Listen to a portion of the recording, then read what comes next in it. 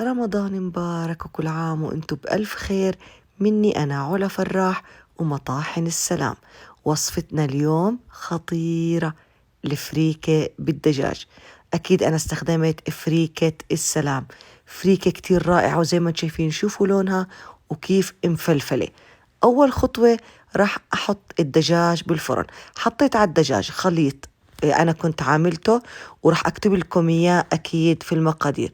بعد ما أمسش الدجاج بحط ورقة زبدة وقصدير وعلى الفرن لمدة 45 دقيقة. هلا بدي أبدأ أفلفل الفريكة. حطيت سمنة وزيت ونزلت بصلة ناعمة ورشيت عليها ملح هيمالايا من مطاحن السلام. هلأ شو بدي أضيف؟ الفريكة فقط غسلتها، الفريكة ما نقعتها، ضفتها فوق البصلة ورشيت رشة فلفل أسود من السلام وضفت عليها مرقة الدجاج وتركتها تتفلفل ب45 دقيقة راحتها. شوفوا ما أحلى حبتها.